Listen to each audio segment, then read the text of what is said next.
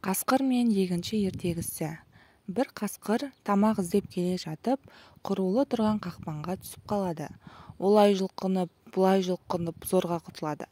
Қашып бара жатқанда оны аңшылар байқап қалып, соңынан тұра қуады. Қасқыр сасқалақтап бір егіншіге келіп жайын айтады. «Қайтсең де мені құтқар, жақсылығыңды еш ұмытпаспын, мені қабыңа салып жасыра тұр» дейді. Қасқырдың мүшкіл халін көрген егінші оны қапқа салып алып, арқалап жүре береді. Кешікпей мылтық қылыштарын жарқылдатып, аңшылар да жетеді. «Қашып бара жатқан қасқыр көрмедің бе?» деп сұрайды олар. «Жаңа бір қасқыр анау шоқыдан әрі асып кетті, тезірек ұстаңдар» дейді.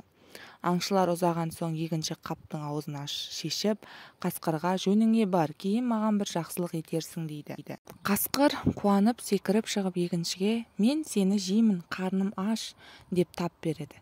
Егінші байғұс сасқалақтап «Әй қасқыр, мұның қалай? Мен сені өлімнен құтқардым ғой. Жақсылыққа жамандық ете ме екен? Олай болса төрелігін біреуден сұрайық, қайсымыздікі жөн екен» дейді. Екеуі керісіп тұрғанда бір жақтан қаңғалақтап түлкі келеді. Бұлар түлкіге оқиғаны бастан аяқ айтып береді. Түлкі «Жоқ сөзді айтпаңдар, менен басқа біреу естісе күліп жүрер. Дорбаға үлкен қасқыр сыйды дегенге нанбаймын, барып тұрған өтірік» дейді. Қасқыр мен егінші бұл рас деп керісіп болмайды. Түлкі қасқырға «Қапқа кіріп көрсетпесең сенбеймін» дейді. Қасқыр оны сендірмекші болып қапқа кіргенде, түлкі егіншіге «Байла қаптың аузын, енді қимылдайтын кезің келді. Күзде егінді қалай орып жүрсің, қане көрсетші маған» дейді.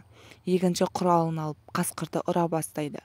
Біраздан соң түлкі «Егінші, енді қаптың аузын аш» дейді. Сонда Қасекең атып шығып, алды-артына қарамай зыта жөнеледі. Артынан түлкі «Көптен бері тапқан бір әдісім еді» деп сақ-сақ күліпті. Сөйтіп егінші байғұс түлкінің айласымен ажалдан құтылыпты.